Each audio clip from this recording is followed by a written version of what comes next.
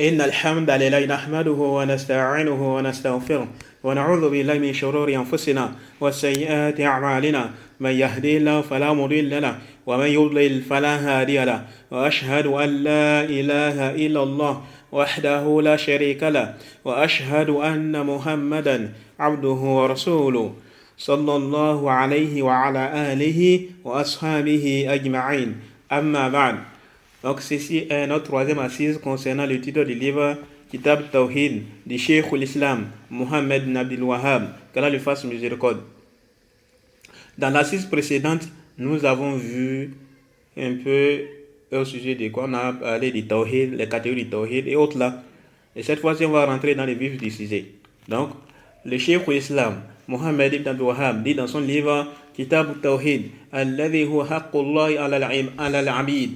Donc, le livre de l'unicité, qui est le droit d'Allah sur ses serviteurs. Il dit, Bismillahirrahmanirrahim, Kitab Tawhid, wa qawlillahi ta'ala, wa ma khalaqatul jinna wal insa illa liya'budun.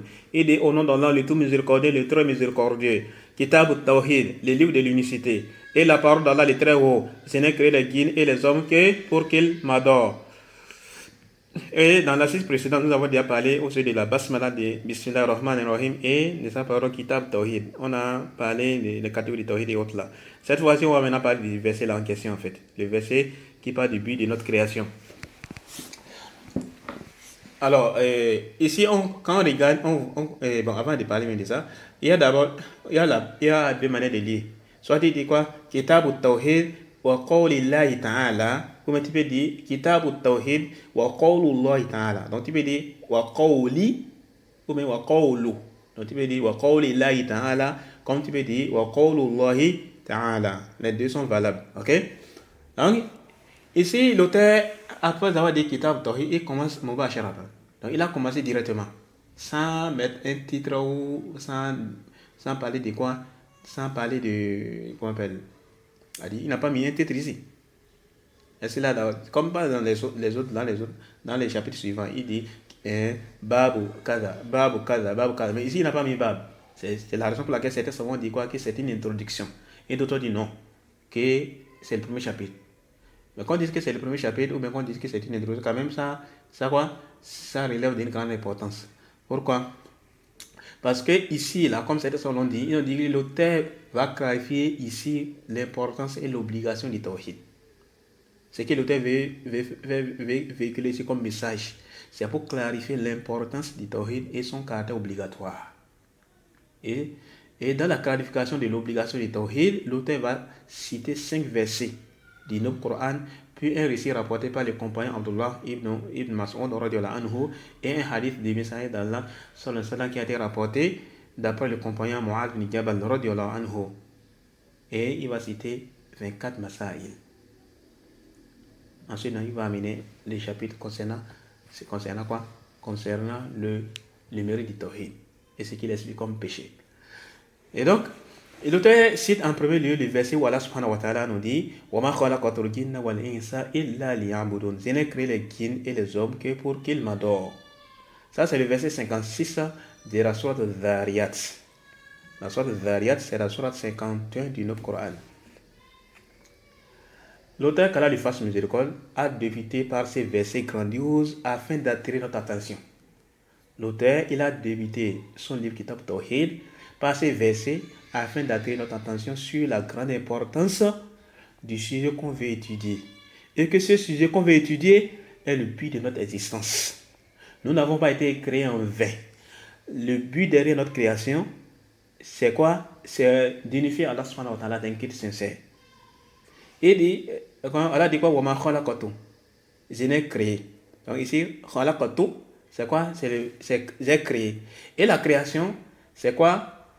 La création, c'est le fait de donner existence à une chose sans fondement, ni modèle. Et c'est ainsi qu'est la création d'Allah subhanahu wa ta'ala. Allah subhanahu wa ta'ala, il est capable de créer à partir du néant. Contrairement aux créatures qui sont incapables de créer à partir du néant. Il y a quelque chose, l'inexistence. Allah subhanahu wa ta'ala est capable de lui donner l'existence. Quelque chose qui est néant, quelque chose qui n'existe pas, Allah subhanahu wa ta'ala, lui, il est capable de donner existence à une chose qui n'existe pas. Contrairement aux créatures qui sont incapables de donner existence à une chose à partir de néant. Quand eux, ils veulent donner existence, ils sont obligés de faire quoi? De prendre par quelque chose qui est d'abord une matière qui est quoi? Qui fait partie de la création d'Allah. C'est de là on voit quoi? La différence entre la création d'Allah et la création des créatures. La création d'Allah, c'est quoi? Elle est parfaite. Allah dans sa création, dans le fait de créer autre, elle est quoi? Elle est parfaite. Et lui, il est capable de créer à partir du néant. Contrairement aux créatures qui ne peuvent pas créer à partir du néant. Et dans les créations, c'est quoi? Il y a de l'imperfection dedans. Par exemple, quelqu'un qui a créé la voiture, ou bien le portable, ou l'ordinateur, ou bien autre chose. Pour pouvoir créer ça, il a fait quoi? Il s'est basé sur une matière qui fait partie de la création d'Allah et il a essayé de transformer ça. Il a essayé de fabriquer ça et ça a donné autre chose qu'il désire. Vous voyez? Il y a les gens qui parlent de est-ce que c'est permis, est-ce qu'on peut dire que l'homme crée ou pas? Il y a une divergence entre les savants par rapport à ça. Mais la vie qui est juste, c'est qu'on peut dire que l'homme crée. Parce qu'Allah subhanahu wa ta'ala dit dans le Coran, Tabarakallahu ahsanul khaliqin. Béni soit Allah, le meilleur des créateurs. Donc on comprend, donc il y a des créateurs. Sauf qu'il y a une différence entre la création d'Allah et la création des créatures. La création d'Allah subhanahu wa ta'ala est quoi? Précède le néant. Donc, Allah, par exemple, Allah subhanahu wa ta'ala, il est capable de créer à partir du néant. Ok? Contrairement à l'être humain, il ne peut pas créer à partir du néant. S'il veut faire une création, bon, en fait, la création de l'être humain, en réalité, c'est une fabrication, c'est une transformation d'une matière à une autre, en fait. Vous voyez, non? Voilà un peu la différence. Ensuite, il a dit quoi? Les ya'budun. Qu'il m'adore, pour qu'il m'adore. L'adoration, qu'est-ce que c'est? Alors, l'adoration, al-ibada, a deux sens. Il y a le sens linguistique et le sens religieux. L'adoration. L'adoration a deux sens. Il y a le sens linguistique et le sens religieux. Quand dans le sens linguistique, qu'est-ce que l'autre l'a dit? Les cheikhs là, le cheikh Suleiman Ali Cheikh, docteur de Kitab Taysir Aziz Hamid. Je vous avais déjà parlé de ça, non? Au début. Vous avez déjà parlé de ça. Et il nous a parlé de la façon d'exprimer dans le Taysir Aziz Hamid. C'est une très. On dit même que c'est la meilleure explication du Kitab Tawhid. Sauf qu'il y a certaines choses, il y a des répétitions et autres là. Il dit quoi? Il a cité la parole de l'imam Qurtubi. Il a dit quoi? Qala al-Qurtubi aslu al-ibada at-tadallul wal-khudu'. La base de l'ibada, de l'adoration, c'est quoi? C'est l'humilité et la soumission. La base de ces mots-là, c'est quoi? L'humilité et la soumission. Ça, c'est dans le sens linguistique, le mot al-ibada, c'est quoi? C'est la soumission et quoi? Et l'humilité. At-tadallul wal-khudu'. Quel est son sens dans les jargons islamiques? Alors, la meilleure définition qui a été donnée au sujet de l'adoration, c'est celle de Sheikhul Islam Ibn Taymiyyah. Sheikhul Islam Ibn Taymiyyah il nous a défini l'adoration. Et qu'est-ce qu'il a dit au sujet de l'adoration? Excusez-moi.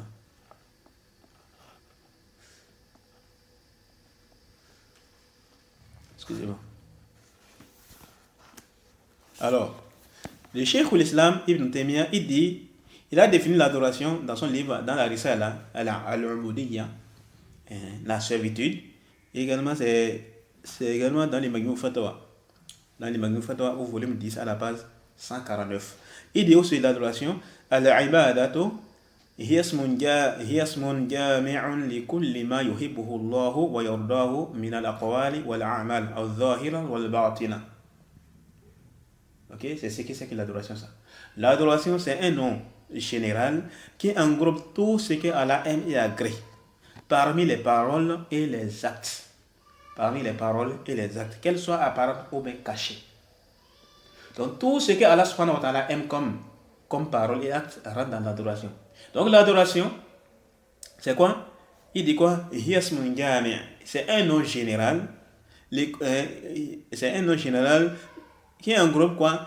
L'école lima yuhibbuhullahu wa yardahu, qui englobe tout ce que Allah aime et agrée. Donc l'adoration n'est pas seulement limitée au fait de faire la prière, de lire le Coran, d'exhorter les gens, de faire la prédication. L'adoration est plus vaste que ça. Même le fait de regarder ton épouse, même le fait d'être bien vis-à-vis de ton école. Plus que ça, même le fait d'avoir les rapports charnels avec ton épouse. Puisque le prophète a dit quoi? La personne est récompensée quand il fait des rapports avec ton épouse. Donc on se rend compte quoi? Que notre existence là, on peut être à tout moment dans l'adoration. Le fait que tu as quoi? Tu cherches à te rapprocher d'Allah par certains actes. Toutefois, il va falloir que tu dois d'abord te rassurer que telle chose Allah aime et agrée. Comment on peut savoir qu'Allah aime telle chose et il agrée telle chose? C'est en revenant vers son livre, le Coran, et vers la sunna de son messager sallallahu alayhi wa sallam. L'adoration n'est pas inventée par nos têtes et autres là. C'est pourquoi il y a un compagnon. Lorsqu'un compagnon fait un vœu, quand un compagnon a fait un vœu, il a fait le vœu de ne pas quitter l'homme. De rester sous le soleil. Il ne va pas parler à quelqu'un, il va rester debout. Et il est en train d'observer le jeûne. Qu'est-ce que le prophète a dit? Le prophète a dit quoi? Le prophète a annulé ces choses-là, sauf le jeûne. Le prophète a annulé les choses qu'il a désiré faire. Le prophète a annulé ça. Il a dit quoi? Il a dit il faut qu'on lui dise de s'asseoir, de quitter le soleil, de parler. Et qu'il poursuit son jeûne. Le prophète a annulé les choses qui ne sont pas. Il pensait que c'était une adoration. Le prophète a annulé ça. Il a fait comprendre que ça, ce n'est pas une adoration. Et il a fait quoi? Ce qui est approuvé par Allah. Ce qu'Allah aime. Le prophète a dit quoi? Qu'il poursuive ça. Donc, de là, quoi? C'est pour de là, il y a quoi? Une indication. Que pour pouvoir connaître que ce soit une adoration, il va falloir qu'on fasse recours au test de la législation. C'est-à-dire, on revient vers le Coran et vers la sunna de son messager, sallallahu alayhi wa sallam. Et non, le fait de vanter les adorations pas avec notre tête et autres là, non, on peut mentir à la MSA, non. Ok? C'est important. C'est très important. Parce qu'on voit aussi beaucoup de personnes qui font des efforts pour accomplir les adorations, mais c'est avec quoi? Quand ils regardent, ils voient que c'est des choses qui ne sont pas légiférées en fait. Avec des innovations autres là. Donc tu dois d'abord t'assurer que ce que tu es en train de faire comme bonne œuvre, qu'est-ce que tu es en train de faire là, qu'Allah aime ça et agrée ça. Comment peut-il savoir qu'Allah aime ça et agrée ça? En faisant recours vers les choses de la législation, en revenant vers le Coran et la sunna de son prophète sallallahu alayhi wa sallam. Par exemple, quand on voit qu'Allah a interdit des choses, alors l'adoration consiste à t'écarter de ces choses-là. Donc Allah a interdit telle chose. Donc pour toi, si tu veux être en adoration par rapport à cette chose qui a été interdite, tu dois t'en écarter. Pas soumission à Allah subhanahu wa ta'ala. Et également, quand tu vois dans le Coran ou dans la sunna que le prophète a donné l'ordre, et là, donc tu te soumets en accomplissant cela, tu es dans l'adoration également. Par exemple, lorsque tu vois dans un texte où on dit qu'Allah aime telle chose, ou bien Allah agrée telle chose, là c'est une adoration. Dans ces adorations-là, ça peut être des paroles, comme la lecture du Coran, l'exhortation, interdire les blâmables, et ordonner le convenable. Ça peut être également des actes, comme le jeûne du mois de Ramadan, ou bien les jeûnes surrogatoires, ou bien les prières, et autres là. Ça peut être apparent comme ça peut être caché. Parmi les adorations qui sont apparentes, il y a quoi? L'accomplissement des yeux surrogatoires. L'accomplissement des yeux qu'on voit, comme l'accomplissement de la prière, comme quoi encore? Comme la lecture du Coran et autres là. Et parmi les choses également, il y a le djihad également, ça en fait partie. Et parmi les adorations qui ont rapport avec le batin, avec le cœur et autres, là, ce qui est intérieur, il y a quoi? La peur, la confiance en Allah, la sincérité, l'amour, la haine pour Allah subhanahu wa ta'ala, et ainsi de suite. Tout ça, ça fait partie des formes d'adoration. L'adoration, elle est très vaste. Et l'un des meilleurs livres qui a été écrit sur ce sujet-là, c'est le livre de Cheikh Islam Ibn Taymiyyah, qui parle de quoi? De la réalité de l'adoration. Haqiqatul ibada, la réalité de l'adoration. Qu'Allah fasse miséricorde. Et donc, voilà ce que c'est que l'adoration. Et pour que ton adoration soit acceptée, il faut quoi? Il faut des chartes, ou bien deux conditions. Il faut quoi? L'adoration est quoi? À deux conditions. les shurut de l'acceptation, ou les shurut de quoi? De la validité de l'adoration sont au nom de deux. Ashart al-awwal, c'est quoi? Al-ikhlas, la sincérité. L'adoration que tu es en train de faire, tu dois être sincère dedans. La sincérité dans l'accomplissement de cette œuvre que tu es en train d'accomplir. Si tu n'es pas sincère, tu es en train de te fatiguer. Si tu n'es pas sincère, tu es en train de te fatiguer. Et la deuxième condition, c'est al-mutaba, le suivi, la conformité avec la législation du Messager d'Allah, sallallahu alayhi wa sallam. Dans les cas échéants, c'est une innovation. Dans les cas échéants, c'est une innovation. Et la preuve concernant ces deux conditions, c'est dans le Coran. Également, il y a également des preuves qui sont venues dans la sunna du prophète sallallahu alayhi wa sallam. Mais on commence d'abord par le Coran. Dans la sourate Al-Kahf, qu'est-ce que Allah subhanahu wa ta'ala dit? Le dernier verset de la sourate Al-Kahf, Allah subhanahu wa ta'ala nous dit ceci. Allah dit Allah dit فَمَنْ كَانَ يَرْجُو لِقَاءَ رَبِّهِ فَلْيَعْمَلْ عَمَلًا صَالِحًا وَلَا يُشْرِكْ بِعِبَادَةِ رَبِّهِ أَحَدًا. Allah dit quiconque donc espère rencontrer son Seigneur, qu'il fasse de bonnes œuvres et qu'il n'associe dans son adoration aucun à son Seigneur. Dans ces versets-là, il y a les deux conditions de l'adoration. Ici, Allah subhanahu wa ta'ala dit quoi? فَمَنْ كَانَ يَرْجُو لِقَاءَ رَبِّهِ فَلْيَعْمَلْ عَمَلًا صَالِحًا. Qu'il fasse de quoi? Qu'il fasse de bonnes actions. Quand est-ce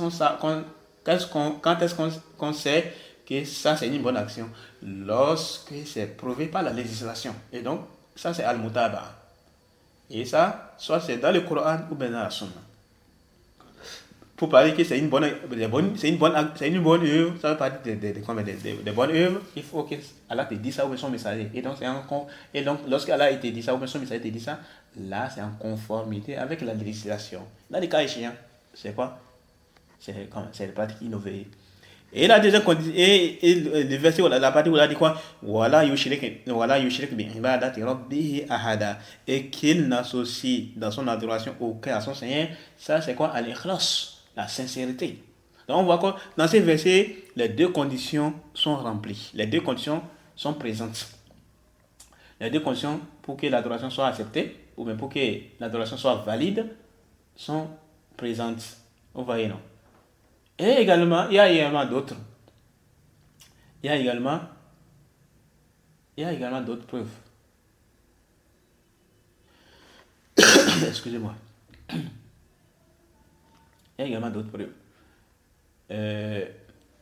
Parmi également des preuves qui indiquent les deux conditions. Par exemple, la première condition, qui est quoi? La sincérité. Il y a par exemple le verset où Allah subhanahu wa ta'ala dit وَمَا أُمِرُوا إِلَّا لِيَعْبُدُوا اللَّهَ مُخْلِصِينَ لَهُ الدِّينَ. Allah dit, il a été commandé cependant que d'adorer Allah en lui faisant le culte exclusif. Donc la sincérité. Et en cela, la sincérité. Et combien de versets nous insistent à être sincères vis-à-vis d'Allah subhanahu wa ta'ala? Il y en a beaucoup. On ne peut même pas les dénombrer. Beaucoup de versets indiquent cela. Beaucoup de versets indiquent cette réalité-là. Ok? Et il y a un hadith qui est venu. Il y a un verset, excusez-moi. Il y a un hadith qui est venu où le messager d'Allah sallallahu alayhi wa sallam a parlé également de cette réalité-là, la sincérité vis-à-vis d'Allah subhanahu wa ta'ala. Bon, il y a plusieurs hadiths, pas juste un seul hadith. Vas-y. Bon, les versets qu'on a cités, il y a également d'autres versets.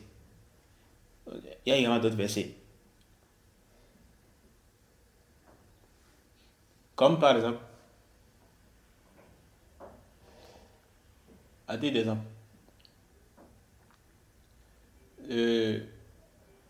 la première est combien? Excusez-moi. Excusez-moi vraiment. Parmi les preuves de ce point-là qui est en rapport avec la sincérité, il y a par exemple le hadith le hadith les hadiths qui est venu, les hadiths où le messager d'Allah sallallahu alayhi wa sallam, il a mis en garde contre l'ostentation, par exemple. Et on verra ces hadiths-là plus tard, Inch'Allah. Également, les hadiths, il y a un hadith où le messager d'Allah sallallahu alayhi wa sallam, il a dit à un compagnon, il y a un compagnon qui a demandé quelle est la meilleure, quand il a parlé de quoi? De l'homme qui combat dans les sentiers d'Allah. Celui qui a été combattre dans les sentiers d'Allah. Qu'est-ce que qu'est-ce que Allah le prophète plutôt, excusez-moi. Le prophète a dit quoi par rapport à cette personne-là? Il a dit, les gens lui ont demandé, celui qui a été combattre, a dit qui est la meilleure personne. Et dans les sens des hadiths, le prophète a dit quoi? C'est celui qui quoi? Non, c'est pas les hadiths, c'est un autre hadith. Il y a quelqu'un qui a dit quoi? Quelqu'un, il est parti faire du djihad. Et qu'est-ce qui s'est passé? C'est que la personne, au lieu de faire sincèrement pour Allah, il faisait ça avec ostentation, dans les sens des hadiths. Et c'est là le prophète, on a demandé au prophète, la personne doit quoi? Et le prophète a dit quoi? La personne n'aura rien. La personne n'aura rien. Et la personne a retiré plusieurs fois. Et le prophète a dit quoi? La personne n'aura rien. Et après, maintenant, vers la fin des hadiths, le prophète a dit quoi? Allah n'accepte que ce qui est fait pour son visage. Le prophète a dit quoi? Allah n'accepte que ce qui est fait pour son visage. Vous voyez? Donc tout cela montre la sincérité. Mais on ne va pas s'étaler par rapport à ça. C'était juste pour parler de façon résumée. Et par rapport, parmi les preuves également, qui indiquent al-mutaba, les versets, on a dit quoi? Ya ayyuhalladhina amanu la tuqaddimu bayna yadayhi Allahi wa rasuli. Oh, vous qui avez cru, ne les dévancez pas Allah et son messager. Et donc, avant que tu ne fasses une adoration, tu dois d'abord t'assurer qu'Allah t'a demandé de faire ça, ou bien ton messager t'a demandé de faire ça. Dans les cas, tu es dans l'absent. Si tu fais quoi? Si tu t'entêtes pour aller faire ça, c'est fini. Tu tombes d'accord. C'est une innovation. Également dans les hadiths, le prophète a dit quoi? Sallallahu alayhi wa sallam, Man amila amalan laysa alayhi amruna fahuwa radd. Celui qui fait une œuvre qui ne relève pas de notre ordre, cette œuvre est rejetée. Donc, et dans une autre version, il a dit quoi? Man ahdatha fi amrina hadha ma laysa minhu fahuwa radd. Celui qui innove dans notre affaire, si c'est qui n'a fait pas partie, alors c'est rejeté. Et donc, lorsque tu fait une adoration, ou bien tu inventes une nouvelle forme d'adoration, alors c'est ce qui s'est rejeté. Donc, il va falloir que tu t'assures que c'est Allah qui t'a demandé de faire ça, ou bien son messager, sallallahu alayhi wa sallam, qui a demandé de faire ça. Et donc dans ces versets, voilà dit quoi? Je n'ai que les djinns et les hommes que pour qu'ils m'adorent. Et l'adoration, on a vu ce qui c'est que l'adoration. Donc on s'aperçoit donc que l'homme n'a pas été créé sans but. Et que son but, et que son existence ne se résume pas au divertissement et aux distractions. Il y a certaines personnes qui ont cette conception-là, que nous avons été créés seulement pour se divertir et pour se distraire. Non. Notre existence ne se résume pas seulement à ça, au divertissement et aux distractions. Non. Notre existence ne se résume pas à ça seulement. C'est au-delà de ça. Et c'est quoi? C'est qui Allah subhanahu wa ta'ala dit là. Et Allah subhanahu wa ta'ala, et c'est pourquoi Allah nous a dit dans la sourate al-Qiyamah, il a dit quoi? L'homme croit qu'il a été créé sans but. L'homme croit qu'il a été créé sans but. Ça c'est le verset 36 de la sourate al-Qiyamah, la sourate de la résurrection. Qu'est-ce que l'imam Mohammed ibn Idris al-Shafi'i, l'imam Shafi'i, qu'est-ce qu'il a dit par rapport à ça? Il a dit quoi? Il a dit qala Shafi'i la yu'maru wa la yunha, c'est-à-dire sans ordre ni interdiction. Donc l'homme, quand Allah dit quoi? Ayahsabu al-insanu an yutraka suda, l'imam Shafi'i a dit quoi? C'est-à-dire la yu'maru wa la yunha. L'homme pense, quand Allah dit quoi? L'homme croit-il qu'il a été créé sans but? L'imam Shafi'i dit quoi? C'est-à-dire sans ordre ni interdiction. La Bouddha, c'est là. Forcément, il y aura ça. Il y aura des ordres et des interdictions. Il y aura forcément des ordres et des interdictions.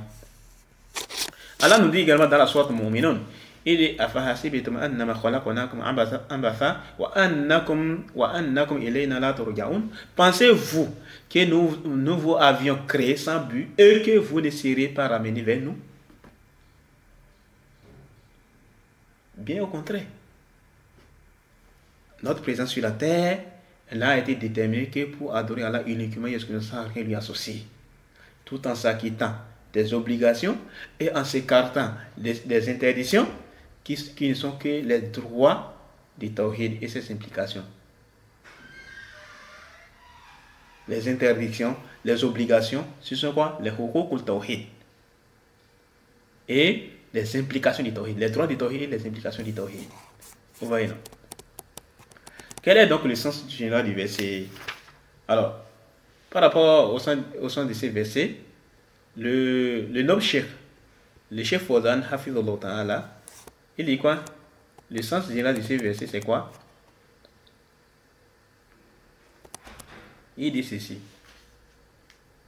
Bon, il a même pris ça sur le cheikh Suleiman al-Cheikh. Le cheikh Suleiman al-Cheikh. Ok, il a même pris ça sur le cheikh Suleiman al-Cheikh, c'est-à-dire dans Taysir Aziz Hamid. Donc, je vais lire directement la parole du cheikh Suleiman al-Cheikh. Qu'est-ce que le cheikh dit? De Suleiman al-Cheikh, quoi? L'auteur de quoi? Des livres là. Taysir Aziz Hamid. في شرح تيسير العزيز الحميد في شرح كتاب التوحيد. Qu'est-ce qu'il dit par rapport à ces versets-là, les sens de ces versets-là? Alors, il dit ceci à la page. Excusez-moi.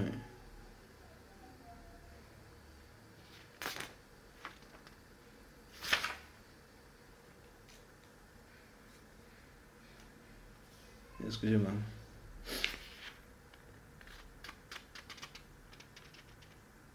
Bon, j'avais pris ça, je ne vois plus. Voici.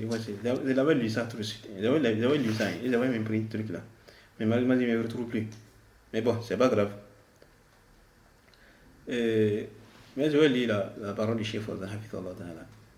Alors, par rapport à ces versets-là, où on a dit, donc c'est le sens du verset là en fait. Je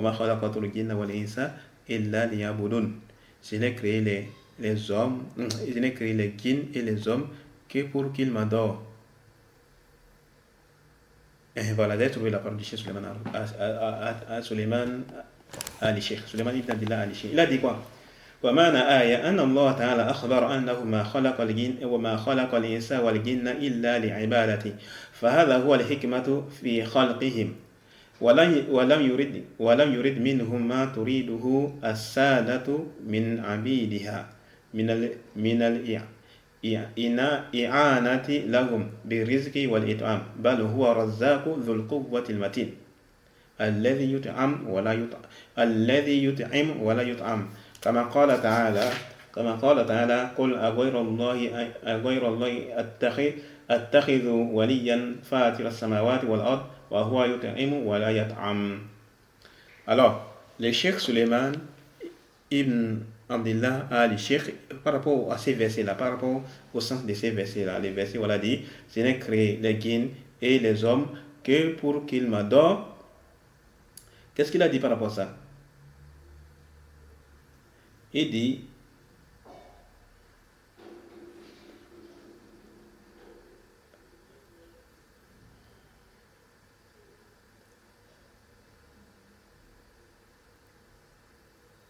voilà. Donc le Cheikh Suleiman, il dit, Allah le Très-Haut a informé qu'il n'a créé les hommes et les djinns que pour qu'ils l'adorent. Et ce verset est donc une clarification de la sagesse pour laquelle il les a créés. Et donc il n'a pas voulu de ce que veulent les maîtres de leurs serviteurs en termes d'aide envers eux par les provisions et la nourriture. Mais au contraire, il est plutôt le grand pourvoyeur, le détenteur de la force, l'inébranlable. Il est celui qui nourrit et personne ne le nourrit. Comme Allah le dit, il a cité le verset 14 de la sourate 6. C'est notre traduction sans reprocher. Dit, devrais-je prendre pour allié autre qu'Allah? le créateur des cieux et de la terre, c'est lui qui nourrit et personne ne les nourrit. Et personne ne les nourrit. Voilà les sens du verset. Ok, comme le dit les chefs Suleiman ibn Abdullah al-Sheikh, le petit-fils de l'auteur. Et le chef Fawzan aussi, il a aussi dit la même parole là, dans son explication de Kitab Tawhid, al-Mulakhas, ok, dans les Mulakhas, fi sharh Kitab Tawhid. On a dit quoi? Wal ma'na ijmali lil aya, l'essence générale du verset. Il a amené ça. Maintenant, quel est le lien, quelle est la corrélation entre ces versets et les chapitres? Il dit quoi? Le chef Fawzan dit quoi? ومناسبة الآية للباب أنها تدل على وجوب التوحيد الذي هو إفراد الله بالعبادة لأنه ما خلق الجن والإنس إلا لأجل ذلك. Alors le chef Fawzan Hafizullah Ta'ala, il dit quoi? Il a dit quoi? Les rapports, le lien entre ces versets et les chapitres est que le verset indique le caractère obligatoire du tawhid, qui est de vouer une adoration exclusive à Allah, car il a créé les hommes et les djinns qu'à cette fin, à cause de cela.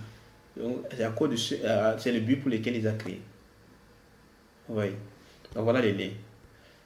Maintenant, quels sont les enseignements qu'on tire les enseignements et les bénéfices tirés de ce verset? Alors, j'ai essayé de prendre un certain nombre de choses concernant ce point-là. Parmi les enseignements tirés de ce verset, on dit quoi? De ces versets, on retient un bon nombre de profits, parmi lesquels, premièrement, l'obligation de croire à l'existence des djinns. Il est obligatoire de croire à l'existence des djinns, du fait qu'Allah et son messager sallallahu alayhi wa sallam nous ont informés de cela. Ainsi, le fait de les rejeter est une des 5 formes de la mécréance, de la grande mécréance même, par laquelle la personne devient mécréance, car c'est démentir Allah et son messager. Donc de ces versets-là, on retient l'existence des djinns. Il y a également d'autres versets ainsi que des hadiths qui indiquent l'existence des djinns. Et donc, même si on ne les voit pas, nous sommes dans l'obligation d'avoir foi en leur existence. Nous sommes dans l'obligation d'avoir foi à l'existence des djinns. Celui qui va s'en écarter, celui qui viendra renier l'existence des djinns, la personne aura mécru. La personne aura quoi? La personne aura apostasie. Parce que la personne aura démenti Allah et son messager. Et le chef Fawzan, Hafizullah Ta'ala, il a fait allusion à cela dans son explication de Kitab Tawhid, l'explication détaillée. I'anatul Mustafid bi Sharh Kitab Tawhid, l'explication détaillée. Parce que le chef Fawzan a 2 explications de ce livre-là. Il y a l'explication résumée qui est quoi? Al-Mulakhas. C'est bon? Al-Mulakhas fi Sharh Kitab Tawhid. Et il y a l'explication détaillée qui est en 2 tomes. C'est quoi? C'est I'anatul Mustafid bi Sharh Kitab Tawhid. Il a fait allusion à ça. Il a dit quoi? Il a dit que les djinns sont quoi? Ils sont dans le monde invisible. Il a dit wal iman bihim wajib, le fait d'avoir foi en l'existence est obligatoire. Wa man jahada wujud al-jinni fa huwa kafir. Il est celui qui va renier l'existence des djinns, alors la personne devient mécréant. لأنه مكذب لله ولرسوله وإجماع الأمة على وجود الجن. Il dit car il doit démentir Allah et son messager et le consensus de la communauté sur l'existence des djinns. Il a dit quoi? Ensuite il a dit وهؤلاء الذين أنكروا وجودهم على أي شيء يعتمدون. Ceux qui renient l'existence des djinns là. Donc le chef Fawzan dit quoi? Il dit quoi? Et il dit ceux-là qui rejettent l'existence des djinns se basent sur quelle chose? Sur quoi se base-t-il? En fait, c'est une réprimande. Il dit quoi? C'est quoi il se base?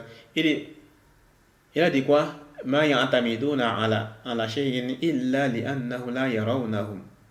Il dit quoi? Il se base. Il a demandé sur quoi ces gens-là se basent. Donc c'est quoi les dalils? Il dit quoi? Ceux-là qui rejette ceux-là qui rejettent l'existence des djinns, se base sur quoi pour rejeter ça? Il ne se base sur rien, si ce n'est qu'il ne les voit pas. Donc le fait qu'il ne les voit pas, et donc c'est une preuve que les djinns n'existent pas. Alors le chef Fazan, il a dit quoi? Il a réfuté cela.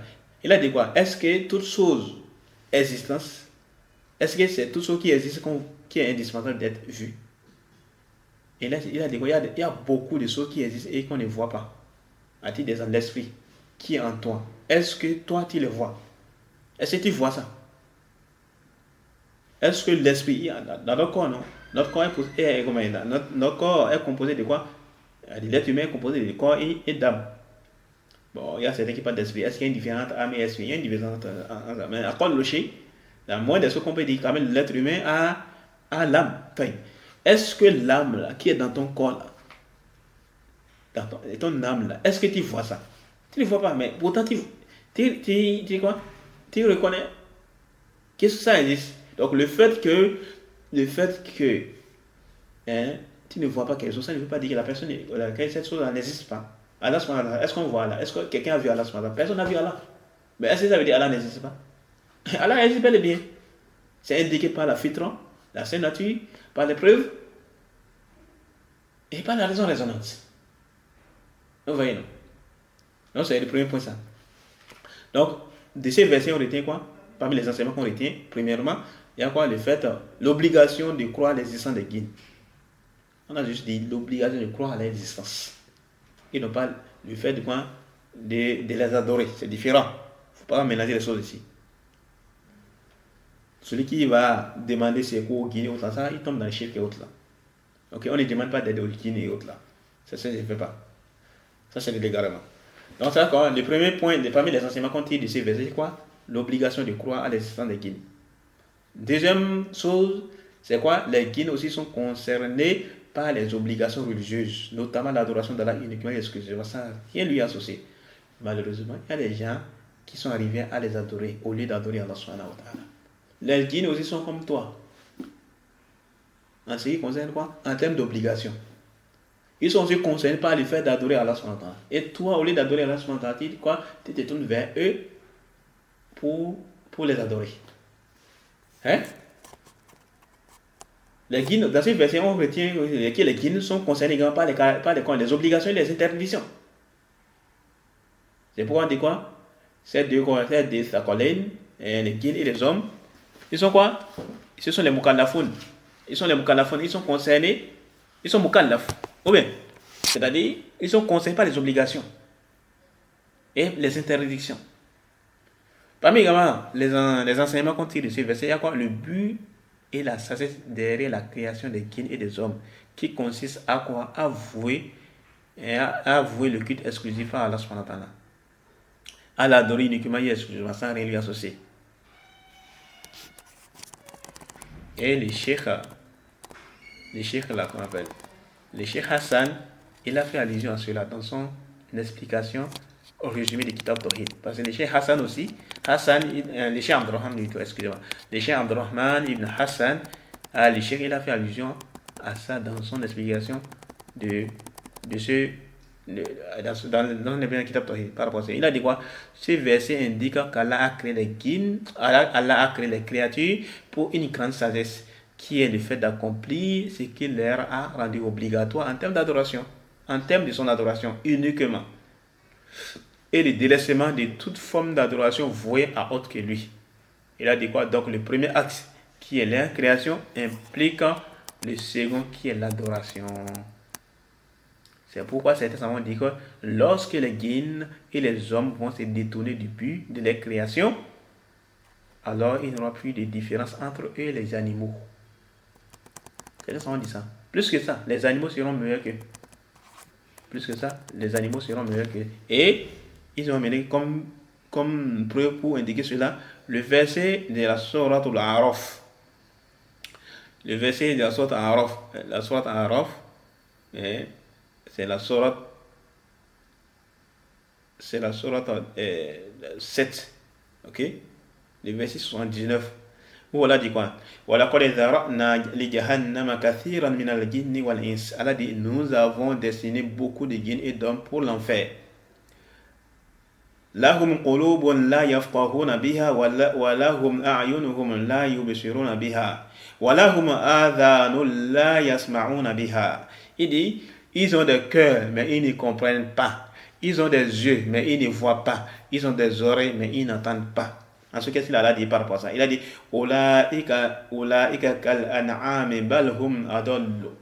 Il dit quoi? Ceux-là sont comme les bestiaux, même plus égarés encore. Ulaika humul ghafilun. Tels sont les insouciants. Tels sont les insouciants. Allah dit quoi? Nous avons destiné beaucoup de djinns et d'hommes pour l'enfer. Lahum qulubun la yafqahuna biha. Ils ont des cœurs, mais ils ne comprennent pas. Wa lahum a'yunum la yubsiruna biha. Ils ont des yeux, mais ils ne voient pas. Wa lahum adhanun la yasma'una biha. Ils ont des oreilles, mais ils n'entendent pas. Après, qu'est-ce qu'elle a dit par rapport à ça? Ulaika kal an'ami bal hum adall. Il a dit quoi? Ceux-là sont comme les bestiaux, même plus égarés encore. Il a dit quoi? Ulaika humul ghafilun. Tels sont les insouciants. Donc comme certains l'ont dit, lorsque les djinns et les hommes vont se détourner du but de leur existence, du but de leur création, alors il n'y aura plus de différence entre eux et les animaux. Plus que ça, il dit quoi? Les animaux seront même meilleurs qu'eux. Vers la fin, Allah, qu'est-ce qu'elle a dit quoi? Ulaika kal an'ami bal hum adall. Bal hum, donc c'est là, c'est l'aspect argumentatif. Bal hum adall. Tels sont les bestiaux. Ceux-là sont comme les bestiaux, même plus égarés encore. Ulaika humul ghafilun. Tels sont les insouciants. Et combien de personnes se retrouvent dans ces cas de figure? Et donc, toute notre vie quotidienne doit être basée sur quoi? Sur l'adoration d'Allah subhanahu wa ta'ala. Et comme on a déjà dit, l'adoration est un nom général qui englobe tout ce qu'Allah aime et agrée parmi les paroles et les actes, qu'elles soient apparentes ou bien cachées. Et l'adoration est valide sous deux conditions, la sincérité et le suivi. Ok? Également dans ces versets, il y a également dans ces versets une réfutation contre ceux qui prétendent que nous avons été créés pour manger, boire et divertir. Malheureusement, combien de personnes ont été trompés par la vie éphémère de ces bamons et sont devenus des océans. Ça c'est quel enseignement ça? C'est le quatrième ça. Le premier enseignement, je répète, pour récapituler. Premier enseignement, on a dit quoi? Dans ces versets-là, on retient quoi? Premièrement, le fait quoi? L'obligation de croire à l'existence des djinns. Du fait qu'Allah nous a informés et son message nous ont informés. Allah et son message nous ont informés de leur existence. Ça, c'est le premier enseignement, ça. Le deuxième enseignement, les djinns sont aussi concernés par les obligations religieuses comme les êtres humains. Donc, les djinns et les hommes sont concernés par les obligations religieuses. Ça, c'est quoi? Donc, les djinns sont concernés par les obligations religieuses. Donc, ils font pas des mots, ce sont des mukallaf. Ça, c'est le deuxième enseignement. Le troisième enseignement, le but et la derrière la création des djinns et des hommes est quoi? Et qu'ils doivent, on retient de ces versets, et c'est le troisième enseignement, le but et la sagesse derrière la création des djinns et des hommes, qui consiste à quoi? Avouer le culte exclusif à Allah subhanahu wa ta'ala, à l'adorer uniquement et exclusivement. Ça, c'est le troisième. Et on a parlé de ça. Et on a dit quoi?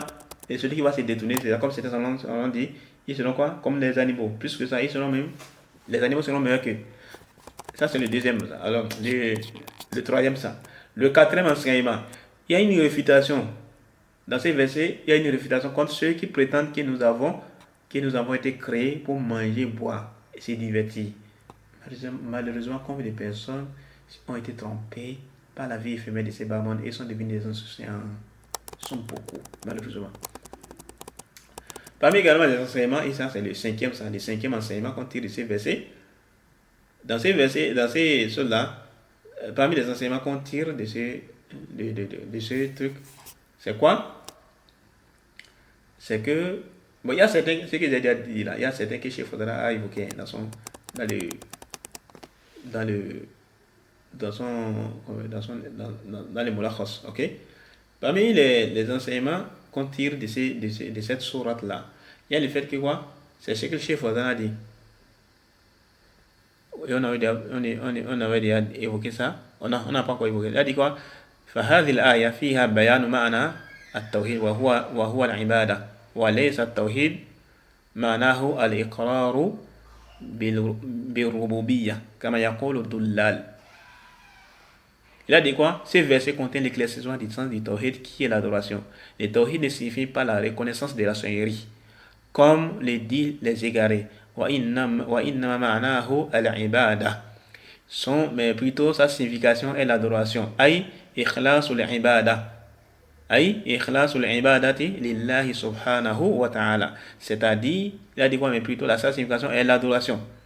C'est-à-dire la sincérité de l'adoration pour Allah subhanahu wa ta'ala.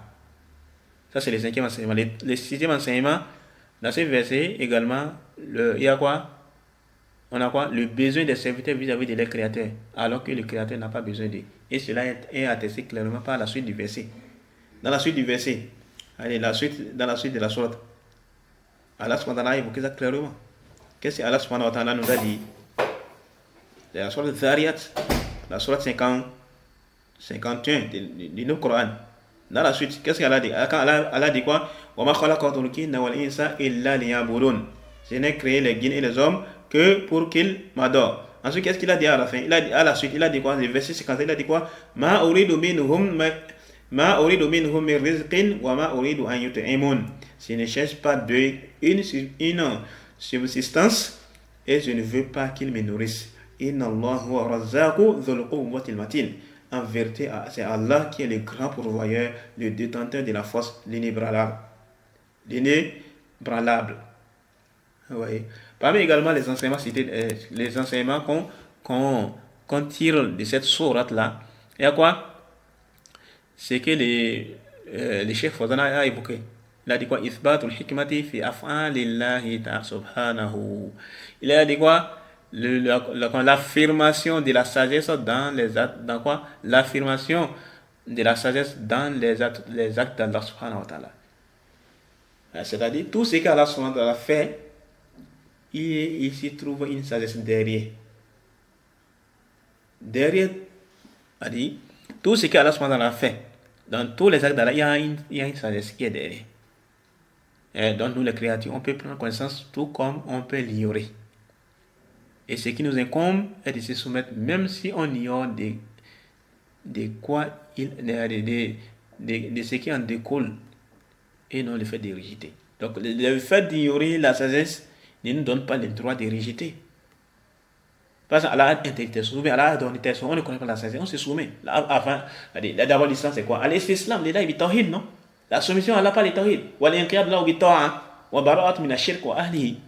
C'est ça d'abord l'islam, on va tout. C'est la soumission d'abord à Allah subhanahu wa ta'ala, pas les tawhid et l'obéissance et les vis-à-vis des shirk et de ses adeptes. Et donc même si Allah subhanahu wa ta'ala nous donne l'ordre, il a ordonné quelque chose et que nous on ignore cela, ça ne nous donne pas le droit de venir rejeter ça. Pour dire non, on a dit, il a ordonné ordre, il a ordonné quelque chose, ou bien il a interdit quelque chose et on ignore la sagesse qui est derrière ça, ça ne nous donne pas le droit de venir philosopher autour de cela, de venir polémiquer sur ce sujet-là. On doit plutôt faire quoi? On doit plutôt se soumettre. Et c'est pourquoi le Cheikh Nouthaymin a une très belle parole par rapport à ça. Je vais même lire cette parole-là de Cheikh Nouthaymin, mais pour aller plus vite, je vais lire directement. Alors, qu'est-ce que le Cheikh Nouthaymin dit? C'est quoi? Le Cheikh Nouthaymin dit ceci, c'est dans son explication du verset 18 de la sourate 6. Elle a dit quoi? Pour aller plus vite. Il dit notre position vis-à-vis des recommandations et des interdictions est uniquement de dire nous avons entendu et nous avons obéi. Si nous arrivons à connaître la sagesse dans telle recommandation ou bien dans telle interdiction, alors cela est une faveur de la part d'Allah subhanahu wa ta'ala, de la part d'Allah le Tout-Puissant, une aide et une assistance venant de lui, afin que le cœur soit apaisé et que la foi soit renforcée. Ensuite, il dit quoi? Et si la sagesse ne nous est pas apparue, alors le fait que le jugement soit un jugement d'Allah, le Tout-Puissant, suffit aux croyants. Raison pour laquelle il se peut que l'adoration, dont la sagesse est cachée et ignorée, soit plus intense en dévotion, car lorsque tu connais la cause d'une chose il se peut que ce soit ta raison qui t'ordonne de le faire. Or, si tu ignores la raison, la sagesse du jugement, alors ton assujettissement à Allah à travers cela, ainsi que ton adoration comporte plus de soumission. Donc, avant tout, nous sommes quoi? Nous sommes appelés à dire quoi? Sami'na wa ata'na. Nous avons entendu, nous avons obéi. Si Allah nous a facilité à connaître la sagesse qui est derrière ça, alors alhamdulillah. Dans les cas échéants, on se soumet. C'est ça en fait. Donc ça c'est le septième point, l'affirmation de la sagesse dans les actes d'Allah que le Cheikh Fawzan a évoqué. Il a dit quoi? Ithbatul hikmati fi af'alillahi subhanahu. Donc l'affirmation de la sagesse dans les actes d'Allah subhanahu wa ta'ala. Parmi également les enseignements qu'on tire de ces versets, la corrélation entre le tawhid al-rububiyya et le tawhid al-ibada. Les rapports entre le tawhid de la sonnerie et le tawhid de l'adoration. C'est où les liens? Allah dit quoi? Wa ma khalaqatul jinna wal insa. Ça c'est quoi? Le tawhid al-rububiyya. Illa liya'budun. Que pour qu'ils m'adorent. Ça c'est le tawhid al-uluhiyya. Le tawhid al-ibada. Donc il y a une corrélation. Donc, ce qui est quoi? Quand Allah subhanahu wa ta'ala a posé cet acte qui est quoi? La création des êtres humains et des djinns, qu'est-ce qui doit en découler de cela? Quelle est son implication par rapport à ça? C'est que les serviteurs lui vouent les cultes exclusifs. Et c'est les tawhid al-uluhiyya ça. Ok? Parmi également les enseignements qu'on tire de ces versets, il y a quoi? Allah subhanahu wa ta'ala nous a créé pour l'adorer. Ou bien, Allah subhanahu wa ta'ala nous a créé pour l'adorer. Donc, Allah veut qu'on l'adore. Mais est-ce que c'est tout le monde qui adore Allah subhanahu wa ta'ala? Non. Pourtant, c'est la volonté d'Allah. Donc, comment comprendre? Alors, il faut savoir que la volonté d'Allah est divisée en deux catégories. Il y a la volonté universelle et la volonté religieuse. Iradatul qawliya et iradatul ash-shar'iyya. La volonté universelle et la volonté religieuse. Et ici, la volonté, c'est quelle volonté? C'est iradatul shar'iyya. La volonté universelle. Donc, la volonté religieuse. C'est ça ici. La volonté universelle ici. C'est pas la volonté. Excusez-moi. La volonté religieuse plutôt ici. Iradatu ash-shar'iyya. C'est la volonté religieuse. C'est pas tout le monde qui adore Allah subhanahu wa ta'ala. C'est Allah qui veut. Pourtant Allah veut ça. Comment donc comprendre? Parce que la volonté d'Allah est divisée en deux catégories. Il y a iradatu shar'iyya et iradatu kawniyya. La volonté créationnelle ou la création universelle, la volonté universelle, la volonté dans la création et la volonté religieuse. Ok? La volonté universelle, tout ce qu'Allah veut dans sa volonté universelle, ça se produit toujours. Et cette volonté-là, c'est pas seulement limité à ce qui est bon. Ce qui est mauvais, on peut entrer dedans. Et comme on a déjà dit, il y a dans toutes choses qu'Allah fait, il y a une sagesse qui est derrière. La deuxième volonté, c'est la volonté religieuse. Cette volonté ne rentre dedans que ce qu'Allah a aimé et agréé. Et ce verset fait allusion à quoi? À la volonté religieuse. Et ça, c'est un autre enseignement. Donc, de ces versets-là, on dit quoi? Les deux volontés d'Allah subhanahu wa ta'ala. Et pratiquement la volonté religieuse. Ok? Donc, voilà ce qu'on peut dire de façon résumée par rapport à ces versets-là. Donc, voilà ce que j'ai pu réunir aussi des paroles de sang par rapport à ces versets-là. Donc, on va s'arrêter ici. Prochainement, on va continuer avec la suite. Avec le deuxième verset qui l'auteur va citer dans ce livre qui est quoi? Voilà quoi on a fait cool donc on va s'arrêter ici. Ok? Donc subhanaka wa bihamdika ashhadu an la ilaha illa anta astaghfiruka wa atubu ilayk. Assalamu alaikum wa rahmatullahi wa barakatuh.